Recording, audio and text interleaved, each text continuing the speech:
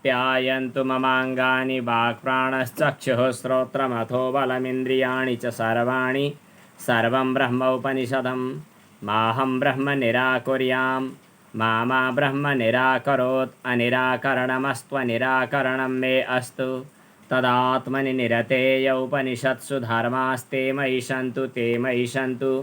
ओम शान्तिः शान्तिः शान्तिः।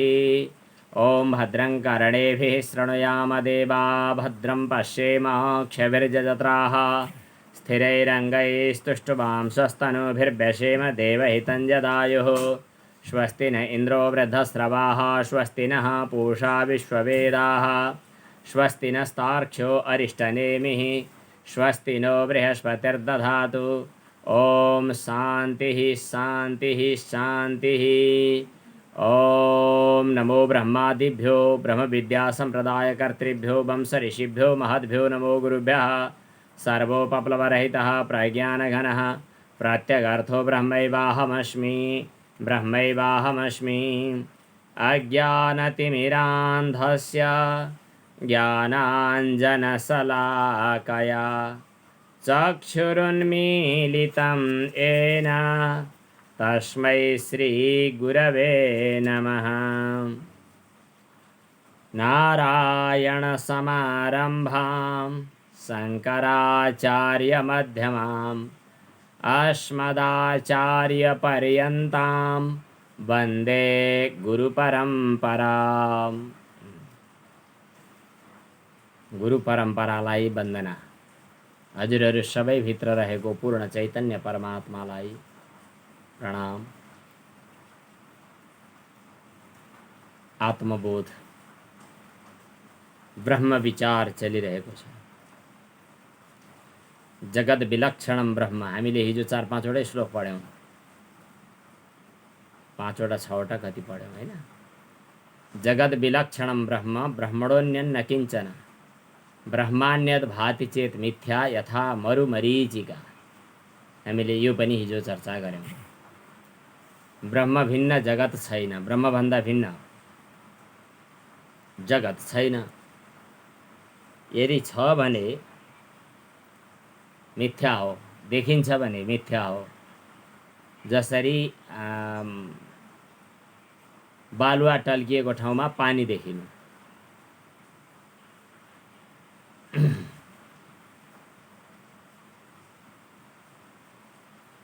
जगत विलक्षणम ब्रह्म ब्रह्मणोऽन्यन्न किञ्चन ब्रह्मान्यत भाति चेत मिथ्या यथा मरुमरीचिका।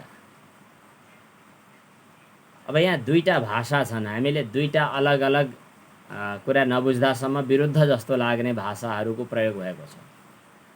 कहीँ के बताइएको छ भन्दा सर्वम खल्विदम ब्रह्म, यो सम्पूर्ण ब्रह्म हो। जस्तो 64औं श्लोकमा पछाडि आउँदैछ, दृश्यते श्रूयते यद् यत् ब्रह्मणोऽन्यन्न तद् भवेत्। जे जति देखिएको छ, जे जति वस्तु छन् सबै ब्रह्म हो भन्ने एउटा भाषा, एउटा शैली, एउटा कुरा। तपाईँ जे देख्दै हुनुहुन्छ सबै ब्रह्म हो भन्ने एउटा। अब अर्को पक्ष चाहिँ के आयो त भन्दाखेरि ब्रह्मान्यत भाति चेत मिथ्या। सम्पूर्ण संसार अथवा दृश्य प्रपञ्च जति छ यो सबै मिथ्या छ, बेकार हो, दुःखरूप छ, जड छ। हामीले ब्रह्म विलक्षण भनेर 3टा परिभाषाहरू अथवा हामीले अनुभव गरिएका 3टा कुराहरूको विपरीत ब्रह्म। 3टा हामीले देखेका कुरा के त भन्दा एउटा चाहिँ असत, एउटा जड, एउटा चाहिँ मिथ्या। यी 3टा दुःख, असत भन्नु हामीले मिथ्या भन्नु एउटै अर्थमा प्रयोग गर्यौँ। असत, जड र दुःखरूप छ। ब्रह्म त्यसको विपरीत छ, सत, चित र आनन्द रूप छ। त्यसकारण जगतदेखि जगत विलक्षण भनेको जगतदेखि ब्रह्म भिन्न छ अथवा विलक्षण छ, अलग छ। जगतदेखि ब्रह्म विलक्षण छ। फेरि दोहोऱ्याएर भन्छु, जगत भन्दा ब्रह्म भिन्न छ, दृश्य प्रपञ्च भन्दा ब्रह्म भिन्न छ। यो अनुयोगी र प्रतियोगीको सिद्धान्त कतिले पढ्नुभयो होला, कतिले पढ्नुभएको छैन होला। चन्द्रमा जस्तै मुख भन्यो भने चन्द्रमाको सादृश्य मुखमा ल्याइन्छ। चन्द्रवत मुखम भन्यो। चन्द्र पहिला उच्चारण गर्यो, मुख पछि उच्चारण गर्यो। चन्द्रमा जस्तै मुख भन्नु पर्यो भने अनि कसको सादृश्य लिएर आएर मुखमा राखियो भन्दा चन्द्रमाको सादृश्य लिएर आएर मुखमा राखियो। भनेपछि कसको सादृश्य ल्याइयो त्यसलाई प्रतियोगी भनिन्छ। यस्य सादृश्यम स प्रतियोगी। ब्रह्मसूत्र पढ्न खोज्दै हुनुहुन्छ त्यसो भएर तयारी गरेको। यस्मिन सादृश्यम स अनुयोगी। जसमा सादृश्य ल्याइँदैछ त्यो अनुयोगी। चन्द्रमा जस्तै मुख भन्यो भने चन्द्र प्रतियोगी र मुख अनुयोगी भएको सादृश्य भनेर भनिँदैछ। अब त्यस्तै यहाँनेरि जगत भन्दा ब्रह्म भिन्न छ भन्नु पर्यो भने जगतलाई पहिला लियो अनि ब्रह्मलाई पछि लियो। हाम्रो नजरमा, हाम्रो दृष्टिमा जगत देखिएको छ। पहिला असत जड दुःख रूप जगत देखिएको छ। त्यसकारणले त्यो जगतदेखि ब्रह्म भिन्न छ, विलक्षण छ भनेर बुझ्नु पर्यो। जुन कुरा हामीले असत जड दुःख रूप पहिला प्रतीत भइरहेको छ, असत जड दुःख रूप ब्रह्म प्रतीत जगत प्रतीत भइरहेको छ भने त्यो भन्दा ब्रह्म भिन्न हो भनेर बुझ्नु पर्यो। त्यसकारणले पहिला श्लोकमा के राखियो त भन्दा जगत विलक्षणम ब्रह्म भनेर भनियो। अघि उदाहरण दिने क्रममा चन्द्र जस्तै मुख भनेर भनियो। यो पनि साहित्यमा भन्ने चलन छ। अब कहिले कहिले साहित्यमा मुख जस्तै चन्द्रमा भनेर चन्द्रमालाई पछि मुखलाई पहिला भन्ने पनि चलन छ। मुख प्रतियोगिक चन्द्रानुयोगिक सादृश्य भन्छौँ हाम्रो भाषामा, दर्शनको भाषामा। मुखानुयोगिक मुख प्रतियोगिक चन्द्रानुयोगिक सादृश्य यदि भनेको हो भने मुख जस्तै चन्द्रमा भन्ने। तिम्रो मुखको सुन्दरता नै चन्द्रमाले पो टिपेछन् कि क्या हो भनेर साहित्यमा यस्तो प्रयोग हुन्छ। हाम्रो श्रृङ्गार परक साहित्यिक ग्रन्थहरूमा कामिनी अथवा कान्ता मुखवर्णन गर्ने क्रममा यस्तो चलन हुन्छ। भने मुखवत चन्द्रमा भनेर भन्नु पर्यो भने मुख प्रतियोगिक चन्द्रानुयोगिक सादृश्य हुन्छ। त्यस्तै यहाँ पहिला चाहिँ चन्द्र प्रतियोगिक मुखानुयोगिक सादृश्य भने जस्तै फेरि त्यहाँ सादृश्यको कुरो आयो भने यहाँ भेदको पनि कुरो आएको छ। जगत विलक्षणम ब्रह्म भनेको जगतदेखि ब्रह्म भिन्न छ, विलक्षण छ भन्यो भने त्यो चाहिँ भिन्न छ भनेर हामीले अभ्यास गऱ्यौँ। अब जगत तर यो जति यो जगत छ त्यो ब्रह्मबाट भिन्न छैन भनेर फेरि उता ब्रह्मलाई यदि ब्रह्म दृष्टि गरिसकिएपछि ब्रह्मलाई पहिला प्रतियोगीको रूपमा भनौँ न। अब यहाँ यस्याभाव अर्थमा होइन, यहाँ अभेद सिद्ध गर्नु छ। ब्रह्मलाई पहिला दृष्टि दिइसकियो भने यसको अधिष्ठानमा यदि दृष्टि दिइयो भने त्यो अधिष्ठानमा दृष्टि दिइसकेपछि अब अध्यस्त जगत त्यसभन्दा भिन्न छैन भन्नका लागि ब्रह्मभन्दा जगत भिन्न छैन भन्नुपर्छ। जगतदेखि ब्रह्म भिन्न छ, ब्रह्मदेखि जगत भिन्न छैन। यही कुरा बुझ्नु पर्यो। ब्रह्मदेखि जगत भिन्न छैन भन्नुको के हो अर्थ के हो त भन्दा ब्रह्मसत्ताको बोध भयो। ब्रह्मसत्ताको बोध भइसकेपछि त्यहाँ देखा परेका अधिष्ठानको बोध भयो। त्यसपछि त्यहाँ देखा परेका विकार विकृतिहरू त्यसैमा हुन् भनेर भन्न पाइयो।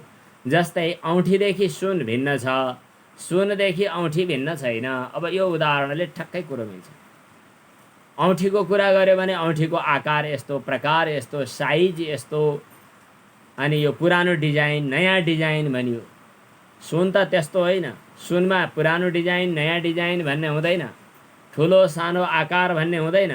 त्यसकारणले औँठीभन्दा ब्रह्म भिन्न सुन भिन्न छ, सुनभन्दा औँठी भिन्न छैन, किनभने त्यही सुनलाई नै औँठीको रूपमा बनाउने हो। यस प्रकार दुईटा भिन्न भिन्न भाषालाई बुझ्नु पर्दछ। शास्त्रकारहरूको तात्पर्य त्यहाँ हुन्छ। कतिपय ठाउँमा कताबाट कता लगिएको हुन्छ, पहिला हाम्रो दृष्टि कहाँ हुन्छ, पहिला कसलाई हात लिने अनि त्यसपछि अर्कोतिर लगेर जोड्ने। जगत हिजोको श्लोक थियो यो। जगत विलक्षणम ब्रह्म ब्रह्मणोऽन्यन्न किञ्चन ब्रह्मान्यत भाति चेन् मिथ्या यथा मरुमरीचिका।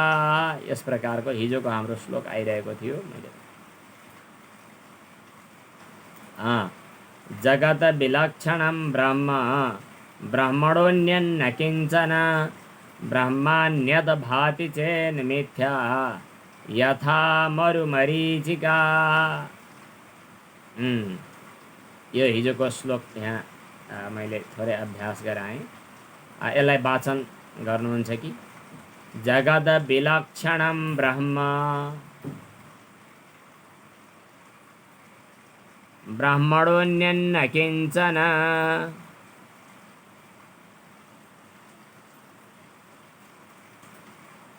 ब्रह्मान्यत् भाति चेन्मिथ्या यथा मरुमरीचिका। ब्रह्मान्यत् भाति चेत मिथ्या। ब्रह्म बाहेक अरू केही भाषित हुन्छ भने, अर्थात् पहिला जगत भाषित भइरहेको छ भने त्यो मिथ्या हो। नामरूप भाषित भइरहेको छ भने त्यो मिथ्या हो। कार्य भाषित भइरहेको छ भने त्यो मिथ्या हो। कार्य भन्नाले विवर्त कार्य, विवृत्त कार्य। अधिष्ठान भाषित भइरहेको छ, अधिष्ठानको प्रतीति भइरहेको छ भने त्यो अधिष्ठान सत्य हो। हाम्रा जति पनि हामी एउटा शास्त्रका पङ्क्तिहरूको चर्चा गर्दैछौँ, यसलाई व्यवहारमा लगेर अनुभव गरौँ। हामी हाम्रा पति पत्नी पुत्र धन सम्पत्ति इत्यादिहरू जसलाई जहाँ जहाँ जुन जुन रूपमा देखिरहेका छौँ, त्यहाँ हामी यदि ब्रह्मदृष्टि गरिरहेका छौँ भने ती मिथ्या हुन् भनेर टिप्दै फ्याँक्दै गर्नु आवश्यक छैन। सबै जे देखिएको छ सबै ब्रह्म हो भनेर सबैलाई ब्रह्मानुभूतिको रूपमा काम गर्न सकिन्छ। पतिले पत्नीलाई सम्मान गर्दा यहाँभित्र ईश्वर सत्ता छ भन्ने बोधका साथमा व्यवहार गर्यो भने अब त्यसलाई मिथ्या भनिरहनु जरुरी भएन, किनभने ऊ लौकिक व्यवहार त गर्दछ तर हर व्यवहारका साथमा ईश्वर तत्त्वको अनुभव साथमा गर्दैछ। लौकिक व्यवहार गर्ने बेला म व्यवहार गर्दैछु तर त्यसभित्रको चिन्तनका तहमा कुरा गर्दा म ईश्वर सत्ताको व्यापकताको अनुभव गर्दै काम गर्दैछु। मैले आफ्ना गुरुकुलमा, यसलाई म दृष्टान्तको रूपमा पनि विचार गर्छु, आफ्ना गुरुकुलमा विद्यार्थीहरू देख्छु। भिन्न भिन्न ठाउँबाट आइरहेका हुन्छन्। कतिपय घरका राम्रा संस्कारहरू बोकेर आइरहेका हुन्छन्, कतिपयहरूका केही नराम्रा संस्कारहरू पनि आउन सक्छन्। काँचो माटो हो, कहिले कता लग्यो त्यतै जान्छ भन्ने हुन्छ। यद्यपि मेरो दृष्टिले, मेरो चिन्तनले सबै काम गर्ला नगर्ला त्यो छुट्टै कुरा हो, तर सामान्यतया म अनुभव गर्दछु यिनीहरूभित्र ईश्वरीय, म व्यावहारिक कुरा गर्दैछु, यिनीहरूभित्र ईश्वरीय ऊर्जा छ। यिनीहरू एउटा ईश्वरीय कार्य गर्न आएका ईश्वरका दूतहरू हुन सक्छन्। यिनीहरूभित्र अपार सम्भावना हुन सक्छ। सामान्य घरायसी कुसंस्कारका कारणले अहिले कुनै गलत कुरा बोल्छन् होला, गलत व्यवहार गर्दछन् होला, तर त्यो गलत व्यवहार, गलत संस्कार, गलत जो प्रवृत्ति हो त्यसलाई सत् संस्कारले, सत् प्रवृत्तिले सत्मार्गतिर डोर्याउन सक्यौँ भने, हामीले हाम्रो कर्तव्य पुरा गऱ्यौँ भने नजाने त्यहाँभित्र के अपार सम्भावना हुन सक्छन्। ईश्वरीय अवतरण हुन सक्छ यिनीबाट। हामीले जुन महापुरुषको रूपमा कुनै व्यक्तिलाई अनुभव गऱ्यौँ, बाल्यकालमा उनीहरू साधारण बालक नै थिए। नजाने उनीहरूलाई स्कुलमा गुरुहरू, सरहरूले, शिक्षकहरूले पिटे होलान्। नजाने उसलाई आमाले कान समातेर उठबस गराइन् होला, तर पनि ऊ आज आएर महापुरुष बने, महान व्यक्ति बने। भनेपछि यीभित्र अपार सम्भावना छ, हुन सक्छ। यो दृष्टि राखेर हामी त्यो काँचो माटोलाई यदि अगाडि बढाउन सक्यौँ भने त्यहाँभित्र एउटा नयाँ प्रकाश आउन सक्छ। एउटा उदाहरणको लागि र मेरो अनुभूतिका विषयहरूलाई मैले बताएँ। अब महिलाहरू पनि यहाँ सुन्न बस्नुभएको छ, कतिपय सासूको कोठीमा हुनुहुन्छ होला। महिलाहरू, हरेक सासूहरूले आफ्ना बुहारीहरूलाई, यो पनि एउटा लक्ष्मीको अवतार हो, यो पनि एउटा गृहलक्ष्मी हो, यो पनि एउटा अपार सम्भावना हो। हुनसक्छ माइतका कतिपय संस्कारका कारणले घरका संस्कारहरूमा समावेश हुनका लागि 2 दिन 4 दिन, अरू 2-4 महिना, 2-4 वर्ष लाग्ला, तर त्यहाँभित्रको ऊर्जा, त्यहाँभित्रको चेतना, त्यहाँभित्रको शक्ति, त्यहाँभित्रको लक्ष्मीको अवतार, त्यसलाई मैले सम्मान गर्नुपर्दछ। यो भावना अगाडि सारेर यदि शिक्षा दीक्षा दिनुभयो भने अवश्य पनि घरमा असल घर बन्दछ र त्यो भगवानको निवास घर हुन सक्छ। हरेक पिताले पुत्रलाई, हरेक पुत्रले पितालाई यदि वृद्ध भइसकेका पिता मातालाई यी त साक्षात् भगवानका रूप हुन् भन्ने बोधका साथमा यदि अनुभव गर्न थाल्यो भने त्यहाँ एउटा हाम्रो साँच्चै नै यो भगवानको अवतारको घर बन्न सक्छ। भने हरेक व्यक्तिले हरेक व्यक्तिलाई ईश्वर दृष्टि, भगवत दृष्टि, भगवानको एउटा प्रादुर्भावको दृष्टि, भगवानको अवतरणको दृष्टिले हामी यदि बोध गर्न थाल्यौँ भने यी दुष्ट हुन्, यी मूर्ख हुन्, यिनीहरू खत्तम छन्, यिनलाई मैले ठिक पार्ने हो, मैले दण्ड दिने हो, मैले यिनीहरूलाई निमोट्ने हो, मैले ठिक पार्ने हो, म जस्तो तँ त खत्तम भन्ने यो दृष्टि जब आउँछ त्यहाँनिर के स्थिति आयो त भन्दाखेरि जगत दृष्टि अगाडि प्रतीत भयो। मिथ्या वस्तुहरूप्रति हाम्रो सत्य बुद्धि प्रतीत भयो। यो मैले वेदान्तको व्यावहारिक पक्षको कुरा गर्दैछु। केही वर्ष अगाडि प्रज्ञा प्रतिष्ठानबाट एउटा निमन्त्रणा आयो, अद्वैत वेदान्तको व्यावहारिक पक्ष अथवा व्यवहारमा प्रभाव भनेर शीर्षकमा। त्यतिखेर यो विचार विमर्श गरिएको थियो। हामी यदि वेदान्त चिन्तनलाई आफ्नो जीवनमा, आफ्नो हृदयमा, आफ्नो मानसपटलमा स्थापित गऱ्यौँ भने हाम्रो व्यावहारिक जीवन आजदेखि नै भिन्नै हुन्छ, आजदेखि नै भिन्नै प्रतीत हुन्छ। यो कुरा यदि ब्रह्मदृष्टि, यदि ब्रह्मको पूर्ण दृष्टि हुन्छ, ऊ अहिले नै मोक्ष पदवीको अधिकारी बन्छ भने त त्यो महान कुरा भइ नै हाल्यो। यदि त्यो हुन बाँकी नै छ भने पनि त्यो वेदान्तलाई हामी व्यावहारिक जीवनमा घटाउन थाल्यौँ भने हाम्रा हरेक व्यवहारहरूमा आजैदेखिबाट परिवर्तन आउन सक्छ। यो कुराको शिक्षा पनि व्यावहारिक जीवनमा दिनु छ, लिनु पनि छ।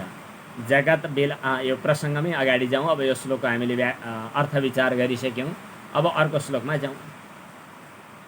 अघिल्लो श्लोकमा हामीले के बतायौँ? ब्रह्म जगत विलक्षणम ब्रह्म, जगतभन्दा ब्रह्म भिन्न छ, तर ब्रह्मभन्दा भिन्न जगत कुनै पनि छैन। यदि ब्रह्मभन्दा भिन्न कुनै चिज छ भने त्यो मिथ्या हो। ब्रह्मभन्दा भिन्न अर्थात् नामरूपात्मक प्रपञ्च अलग देखिएको छ भने त्यो मिथ्या हो।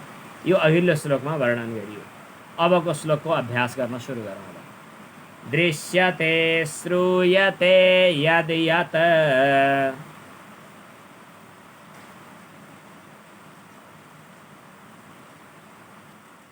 दृश्यते श्रूयते यद् यत्,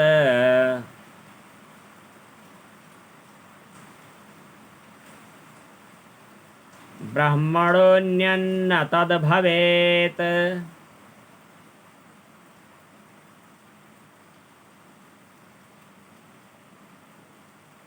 ब्रह्माण्यद् भाति चेन्मिथ्या तत्त्वज्ञानाच्च तद् ब्रह्म,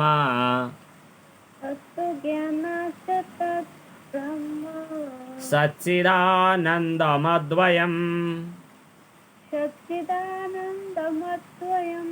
दृश्यते श्रूयते यद् यत्,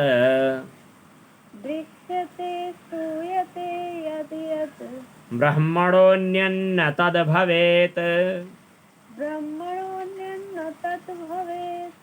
तत्त्वज्ञानाच्च तद् ब्रह्म,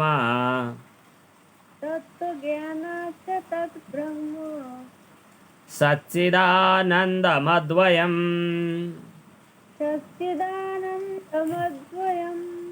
पहिला हामी यदि जगत दृष्टि गर्दैछौँ भने, हाम्रो नजरमा जगतको प्रतीति छ भने हामीले के भन्यौँ त भन्दा जगत ब्रह्म होइन, जगतभन्दा ब्रह्म फरक छ, जगतभन्दा विलक्षण छ ब्रह्म। जगतको लक्षणभन्दा विपरीत लक्षणवाला छ। जगत जड, असत जड दुःख रूप छ भने त्यसको विपरीत सच्चिद आनन्द रूप छ ब्रह्म। अर्थात् जगतभन्दा ब्रह्म भिन्न छ भन्यौँ। त्यसो भए ब्रह्म कस्तो छ त?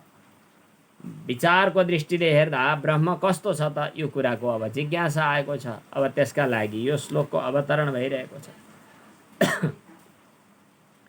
दृश्यते श्रूयते यद् यत्, जे कुरा देखिरहेको छ। दृश्यते भनेको देखिन्छ, यत् दृश्यते, जो देखिन्छ त्यसलाई दृश्य भनिन्छ। यत् श्रूयते, जो सुनिन्छ त्यसलाई श्रव्य भनिन्छ।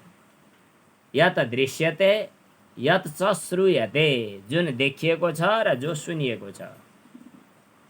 देखिने र सुनिने यी दुईटालाई अगाडि राखिसकेपछि अरू इन्द्रियका ग्राह्य विषयहरूको रूपमा यत् स्पृश्यते, यत् के आघ्रायते अनि अथवा यत के रस्यते इत्यादि हाम्रा सबै इन्द्रियका विषयहरूको चाहिँ ग्रहण गर्न सकियो। चक्षुरेन्द्रियले देखिने दृश्यते, श्रोत्रेन्द्रियले सुन्ने श्रूयते, घ्राणेन्द्रियले सुँघिने घ्रायते, अनि त्यसपछि त्वगिन्द्रियले स्पृश्यते इत्यादि।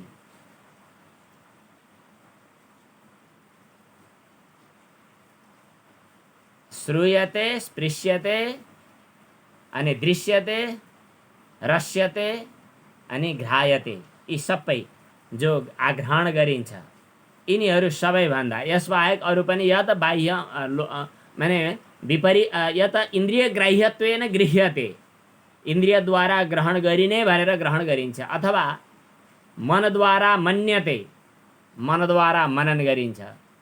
तत् त्यो ब्रह्मणः अन्यत् तत् न भवेत्। हुन त हामीले इन्द्रियद्वारा ग्रहण गरिने वस्तुहरू ब्रह्म होइन भनेर भन्यौँ पहिला, किन ब्रह्म इन्द्रियद्वारा ग्रहण गरिँदैन। इन्द्रियद्वारा ग्रहण गरिँदैन भन्दा भन्दै अब इन्द्रियद्वारा ग्रहण गरिने जति पनि पदार्थहरू छन् ती पदार्थहरूको पनि रहस्य विचार गर्दै जाँदा उही ब्रह्मसत्तामा टिकेको हुनाले, उही सुवर्णबाट अलङ्कार बने झैँ उही ब्रह्मबाटै ती खडा, यी ब्रह्ममा नै खडा भएको हुनाले देखिने, सुनिने, चाखिने, चुसिने अथवा छोइने जति पनि पदार्थहरू छन्, मन इन्द्रियद्वारा ग्रहण गरिने पनि जति पदार्थहरू छन्, तिनीहरू पनि यदि ज्ञान दृष्टि बनिसकेपछि, ब्रह्मानुभूतिको, ब्रह्मतत्त्वको यथार्थ अनुभूति भइसकेपछि तिनीहरू ब्रह्म भिन्न भनेर देखिने चाहिँ होइन। दृश्यमान, श्रूयमान इत्यादि जति पनि वस्तुहरू छन् तिनीहरू पनि ब्रह्ममय नै छन्।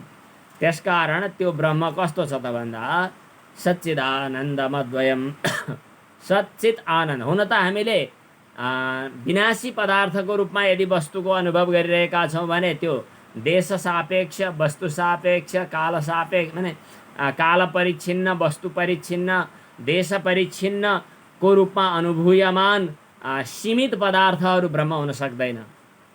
तर त्यहाँ रहेको, त्यसको सत्ताको रूपमा रहेको, त्यसको आधारको रूपमा रहेको सच्चित आनन्द स्वरूप जो हो त्यो चाहिँ ब्रह्म हो। त्यो चाहिँ हर वस्तुहरूमा अनुस्यूत भएर रहेको छ। अर्थात् ब्रह्म बिना, ब्रह्मसत्ता बिना ती पदार्थहरूको सत्ता नै सम्भव छैन। दृश्य फेरि विचार गरौँ। विचार गर्दै जाँदा अनि अर्थ अझै खुल्छ।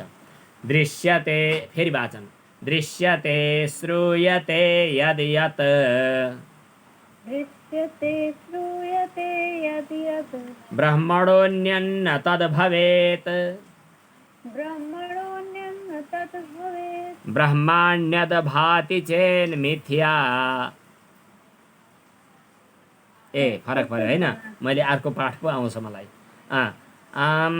तत्त्वज्ञानाच्च तद् ब्रह्म, तत्त्वज्ञानाच्च तद् ब्रह्म, सच्चिदानन्दमद्वयम्, सच्चिदानन्दमद्वयम्। जे जति पदार्थहरू देखिएका छन्, जे जति पदार्थहरू सुनिएका छन्, ती सम्पूर्ण तत्त्वज्ञान प्रकट भइसकेपछि तत्त्वज्ञानको दृष्टिमा विचार गरी हेर्दा त्यो सच्चित आनन्द र अद्वय तत्त्वको रूपमा रहेको छ। फेरि एकपटक वाचन गरौँ। दृश्यते श्रूयते यद् यत्, दृश्यते श्रूयते यद् यत्, ब्रह्मणोऽन्यन्न तद् भवेत्, ब्रह्मणोऽन्यन्न तद् भवेत्, ब्रह्मणोऽन्यन्न तद् भवेत्, ब्रह्मणोऽन्यन्न तद् भवेत्, तत्त्वज्ञानाच्च तद् ब्रह्म, तत्त्वज्ञानाच्च तद् ब्रह्म, सच्चिदानन्दमद्वयम्। सच्चिदानन्दमद्वयम्। ठिक छ। यहाँ नेपालीमा एउटा श्लोक बनेको छ। सुनिन्छ जे जो देखिन्छ, ब्रह्म मात्रै छ निश्चय, विचारमा छ त्यो ब्रह्म, सच्चिदानन्द अद्वय। चक्षुषा यत दृश्यते, फेरि दोहोऱ्याएर अर्थ विचार गर्नु। चक्षुरिन्द्रियद्वारा जो देखिन्छ, श्रोत्रेन्द्रियेण यत श्रूयते, कान इन्द्रियद्वारा जो सुनिन्छ। अब यसबाहेक अरू पनि अन्यैः इन्द्रियैः यत गृह्यते अथवा मनसा यत स्मर्यते, अरू इन्द्रियद्वारा जे ग्रहण गरिन्छ, मनद्वारा जे कुराको स्मरण गरिन्छ, मनद्वारा जुन कुराको स्मरण गरिन्छ। मनसा वाचा वा यद अभिधीयते, मन वचनद्वारा जुन कुराको अभिधान गरिन्छ। तत्त्वज्ञानात्, तत्त्वज्ञानपछि तत्सर्वं ब्रह्म एव, त्यो सबै ब्रह्म नै हो। यो कुरा हामीले उपनिषदमा पनि पढिसकेका छौँ। न चक्षुषा गृह्यते नापि वाचा, यो कुन मुण्डको उपनिषदमा हो कि? न चक्षुषा गृह्यते, म त्यो श्लोकलाई अब अगाडि ल्याउँदैछु।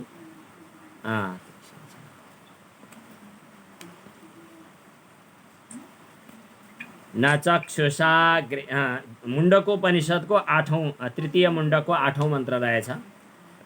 यसलाई पनि फेरि विचार गरौँ। वाचन यदि सक्नुहुन्छ भने म भन्छु, पछि अनुच्चारण गर्नुहोला।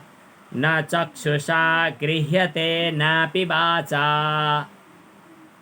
न चक्षुषा गृह्यते नापि वाचा, नान्यैर्देवैस्तपसा कर्मणा वा, नान्यैर्देवै तपसा कर्मणा वा, ज्ञानप्रसादेन विशुद्धसत्त्वः, ज्ञानप्रसादेन विशुद्धसत्त्वः, ततस्तु तं पश्यते, ततस्तु तं पश्यते, निष्कलं ध्यायमानः, निष्कलं ध्यायमानः। यहाँ यो मन्त्रमा पनि यही कुरा, यो आत्मबोधको श्लोकसँग सम्बद्ध त्यो मुण्डकोपनिषदको मन्त्र छ। चक्षुषा यत न गृह्यते, चक्षुरिन्द्रियद्वारा जो ग्रहण गर्न सकिँदैन, तर वाचा अपि न गृह्यते, वाणीद्वारा पनि जो ग्रहण गर्न सकिँदैन, अन्यै देवैः अरू इन्द्रियहरूद्वारा पनि जो ग्रहण गर्न सकिँदैन, तपसा तपस्याद्वारा, कर्मणा कर्मद्वारा पनि न जो ग्रहण गर्न सकिँदैन, तर पनि विशुद्ध सत्त्व, चित्त शुद्ध भइसकेपछि ज्ञानप्रसादेन भनेको सद्गुरुद्वारा उपदिष्ट भएको ज्ञानको प्राप्तिबाट, ध्यायमानः तत्त्वचिन्तन, निरन्तर चिन्तन विचार विमर्श गरिरहँदा, निष्कलम भनेको उपाधि शून्य, कला शून्य, माने विकार शून्य भएको तम त्यो ब्रह्म तत्त्वलाई पश्यते भनेको देख्न सकिन्छ। त्यो ब्रह्म तत्त्वलाई हाम्रा इन्द्रियहरूले ग्रहण गर्न सकिँदैनन् भन्ने कुरा पनि छ। तर फेरि जब विचार दृष्टिबाट हामी परिपक्व बन्दछौँ, त्यसपछि हरेक वस्तुहरूमा, हर पदार्थहरूमा उही ब्रह्म तत्त्व नै देखा पर्न सक्छ। त्यो ब्रह्म तत्त्व दुर्दर्श छ, सहज रूपमा देख्न सकिँदैन, तर हामी भगवानको कृपाबाट, सद्गुरुको कृपाबाट, अध्यात्म योगको अनुशीलनबाट हामी देख्न सक्छौँ। तम दुर्दर्श, यहाँ यो श्लोक, यो मन्त्र पनि यहाँ आएको छ। यो मन्त्र त यहाँ रुईजीलाई आउँछ पनि होला, वाचन गर्नुहुन्छ कि? तम दुर्दर्शम गूढमनुप्रविष्टम, भन्नुहोस्। दुर्दर्शं गूढमनुप्रविष्टं, गुहाहितं गह्वरेष्ठं पुराणम्, अध्यात्मयोगादिगमेन देवं मत्वा धीरो हर्षशोकौ जहाति। यस प्रकार त्यो ब्रह्म तत्त्वको यदि अनुशीलन गर्यौँ भने हर्ष शोकौ जहाति, हर्ष शोकहरूबाट ऊ मुक्त हुन्छ, हर्ष शोक आदिबाट ऊ मुक्त हुन्छ।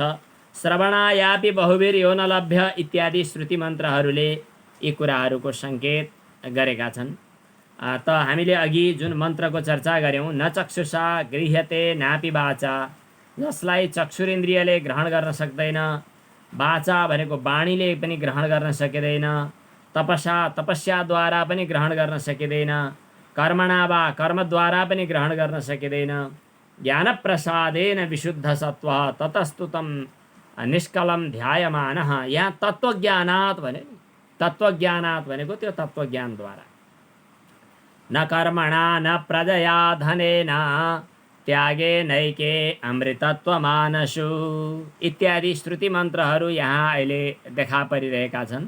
यिनै श्रुति मन्त्रहरूको तात्पर्य यहाँ देखिएको छ। अब यसपछि अगाडिको यसमा जाउँ। दृश्यते श्रूयते यद् यत् दृश्यते श्रूयते यत् यत् ब्रह्मणोऽन्यन्न तद्भवेत् ब्रह्मणो यत्र तद्भवेत्। अलिकति यहाँ अशुद्ध छ, त्यस कारणले अप्ठ्यारो भयो होला। मैले शुद्धवाला पाठ चाहिँ अगाडि ल्याउनु पर्नेछ। यो उसमा राखिदिनुहोस् त, हाम्रो सरस्वतीजीले राखिदिनुहुन्छ कि च्याटमा राखिदिनुहोस्। तत्त्वज्ञानाच्च फेरि भन्नुपर्छ, यो अलि अशुद्ध भयो, सुनेर भन्नु होला है। दृश्यते श्रूयते यद् यत् दृश्यते श्रूयते यत् यद् ब्रह्मणोऽन्यन्न तद्भवेत् ब्रह्मणोऽन्यन्न तद्भवेत् तद्भवेत्। ब्रह्मणो अन्यत न तत् भवेत्, ब्रह्मदेखि बाहेक त्यो अर्को हुँदैन। ब्रह्मणोऽन्यन्न तद्भवेत् तत्त्वज्ञानाच्च तद्ब्रह्म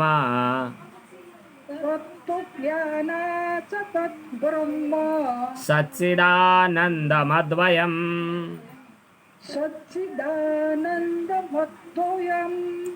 भगवान श्रीकृष्णले गीतामा पनि यो कुराको उल्लेख गर्नुभयो।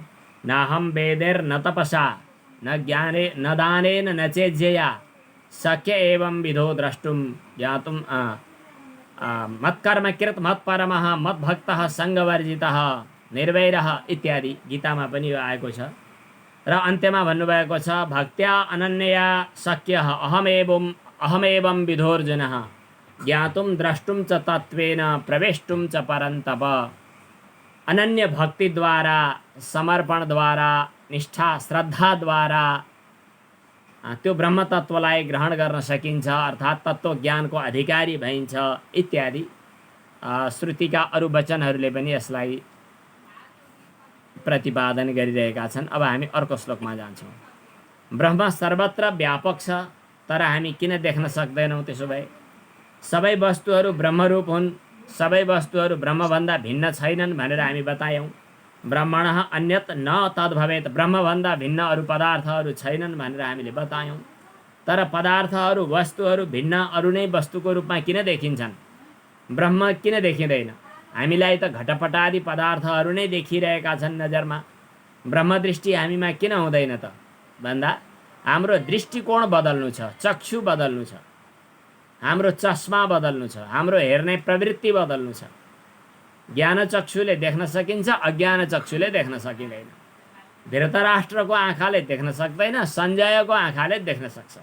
सञ्जयको आँखा भगवानको कृपाले प्राप्त भएको छ, त्यस कारणले देख्न सक्छ। धृतराष्ट्रको आँखा चाहिँ ज्ञान चक्षु छैन, त्यस कारणले देख्न सक्दैन। यो चर्म चक्षुले त देख्दैन नै, धर्म चक्षुले पनि देख्दैन। धर्म चक्षु हुँदासम्म पनि ऊ अज्ञानमय नै दृष्टि भइरहेको हुन्छ। किन? धर्माधर्मका दृष्टिकोणहरू पनि हामी अलिकति लौकिक, व्यावहारिक अनि आसक्ति, राग, द्वेष आदिसँग जोडिएकै हुन्छ। स्वर्ग प्राप्ति अनि कुनै नरकादिसँग घृणा, स्वर्गादिसँग आसक्ति, दुःखसँग घृणा, सुखसँग आसक्ति, राग, द्वेष इत्यादिसँगै सम्बद्ध भएको हुन्छ। जबसम्म ज्ञान चक्षु तेस्रो आँखा खुल्दैन तबसम्म त्यो देखिँदैन। तेस्रो आँखा नखुल्दासम्म त्यो सर्वत्र व्यापक भएको, सर्वत्र घटपटादिको रूपमा पनि अनुभव गरिने ब्रह्मतत्त्वको अनुभव गर्न सकिँदैन, भएको वस्तु पनि देखिँदैन। यो कुरा यो श्लोकमा आयो। सर्वगम वाचन गर्नु होला गङ्गाजी। सर्वगम सच्चिदात्मानं सर्वगम सच्चिदात्मानं ज्ञानचक्षुर्निरीक्षते। यस्तो ज्ञानचक्षुर्निरीक्षते चक्षुर्निरीक्षते छिते होइन क्षते सर्वगं सच्चिदात्मानं सर्वगं सच्चिदात्मानं ज्ञानचक्षुर्निरीक्षते ज्ञानचक्षुर्निरीक्षते अज्ञानचक्षुर्नेक्षेत अज्ञानचक्षुर्निरीक्षेत भास्वन्तं भानुमन्धवत् भास्वन्तं भानुमन्धवत् सर्वगं सच्चिदात्मानं सर्वगं सच्चिदात्मानं निरीक्षते भन्नु पर्ला त्यसलाई, त्यहाँनिर अशुद्ध रहेछ। ज्ञानचक्षुर्निरीक्षते ज्ञानचक्षुर्निरीक्षते अज्ञानचक्षुर्नेक्षेत ज्ञानचक्षुर्निरीक्षेत भास्वन्तं भानुमन्धवत् भास्वन्तं भानुमन्धवत् भास्वन्तं भानुम अन्धवत् प्रकाशमान सूर्यलाई आँखा नदेख्ने व्यक्तिले देख्न सक्दैन। अन्धवत् अन्ध भास्वन्तम यथा न पश्यति, दृष्टिविहीन व्यक्तिले सूर्यलाई जसरी देख्न सक्दैन।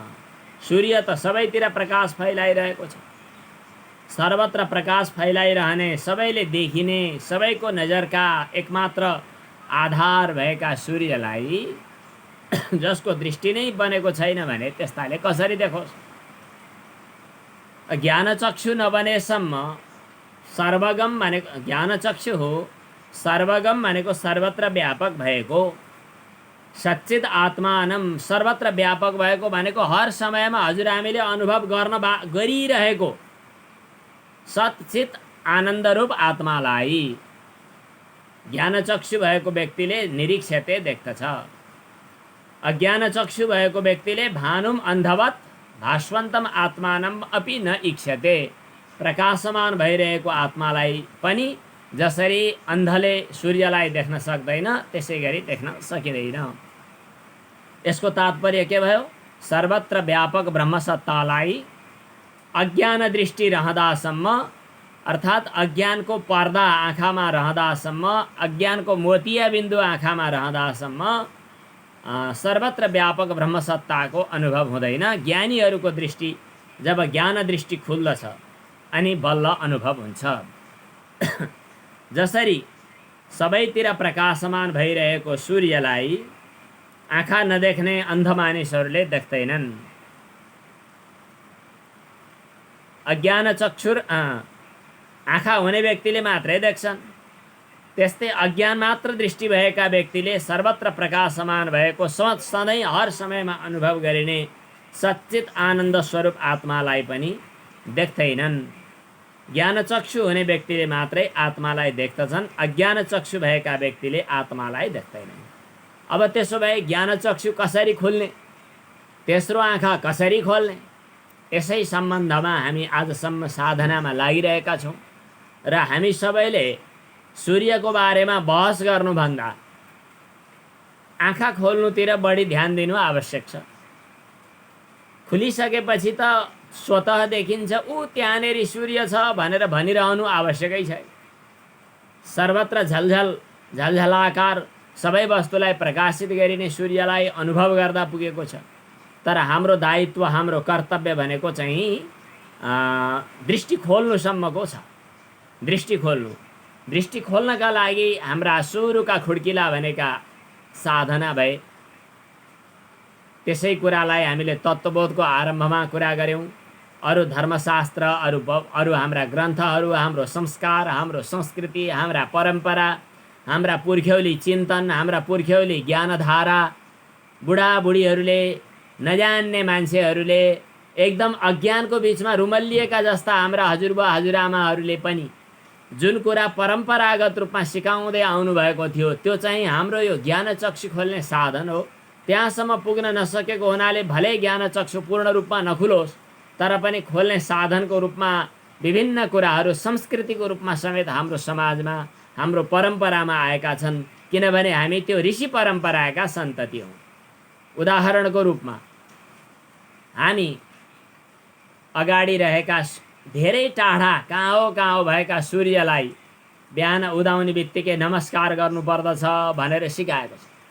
सूर्य भगवान भनेर सिकाएको छ। सूर्यको उपासना गायत्री मन्त्रद्वारा तत्सवितुर्वरेण्यं भर्गः, त्यो सविता भगवानको वरेण्यम वर्णयोग्य भर्ग तेजलाई हामी ध्यान गर्दछौँ भनेर, जसले हाम्रो बुद्धिवृत्तिलाई सत्मार्गमा लगाओस् र हाम्रो ज्ञानचक्षु खुलोस्।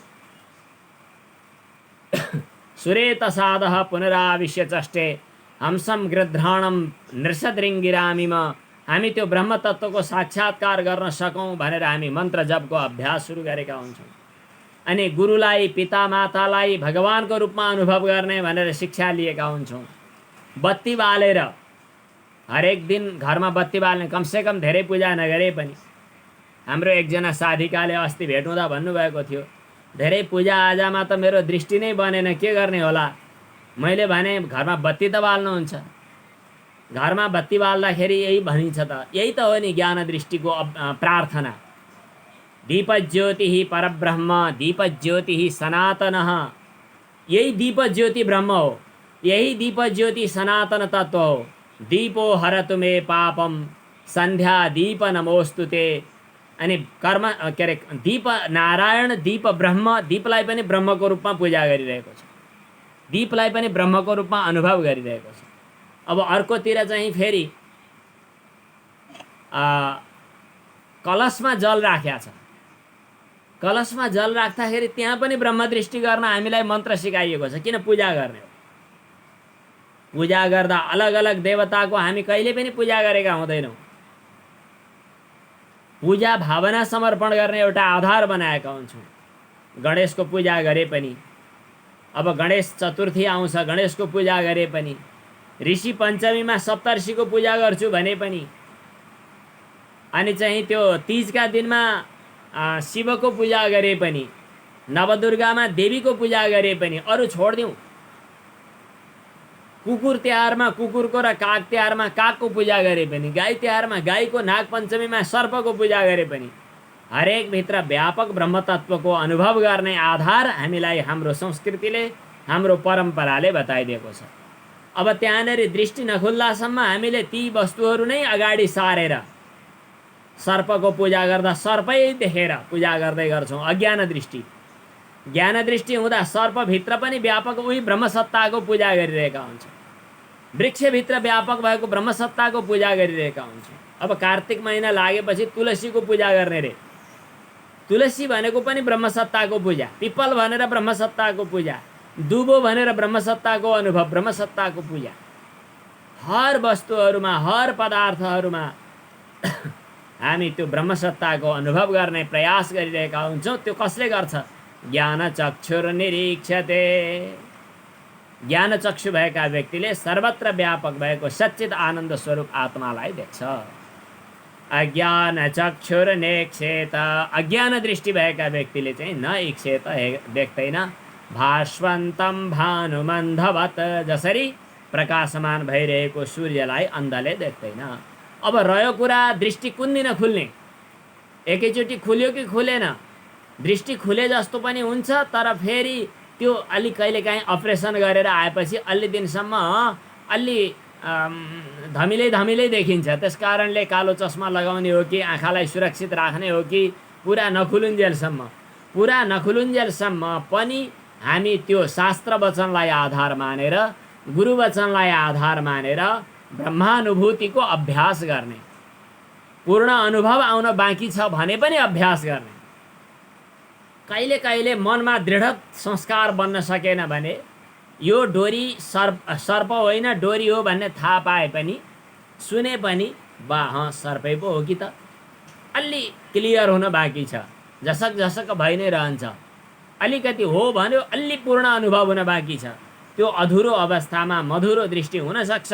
त्यसकारण यतिखेर पनि अभ्यासको रूपमा सही हामीले हर वस्तुहरूमा ब्रह्मदृष्टि र आफूलाई पनि ब्रह्मसत्ताको एउटा अभिव्यक्तिको रूपमा दृष्टि गर्ने अभ्यास गर्ने, यसलाई अभ्यास भन्छौँ हामी। जसरी योग सूत्रमा अभ्यास वैराग्याभ्याम तत् निरोधः भन्छौँ। योग सूत्रमा चित्तवृत्ति निरोध मात्रका लागि अभ्यास गर्ने भनिन्छ। यहाँ ब्रह्मानुभूतिको अभ्यास हुन्छ। ब्रह्मानुभूतिको अभ्यास, वहाँ चित्तवृत्ति निरोधको अभ्यास त आरम्भिक चरण हो। अब स्वयं ब्रह्मानुभूतिको अभ्यास चाहिँ त्यसको दोस्रो स्टेप, दोस्रो चरण हो। अनुभूतेः अभावेपि, प्रत्यक्ष रूपमा पूर्ण रूपमा अनुभूति हुन बाँकी रहे पनि दृढ माने कहिल्यै पनि हलचल नहुने गरी अविचलित दृढनिष्ठा हुन बाँकी रहे पनि ब्रह्मास्मित्येव चिन्त्यताम्, आफूलाई ब्रह्मानुभूतिमा दृढ बनाएर राख्नु। किन यो शास्त्र वचन हो, गुरु वचन हो। शास्त्र वचन गुरु वचनमा विश्वास गरेर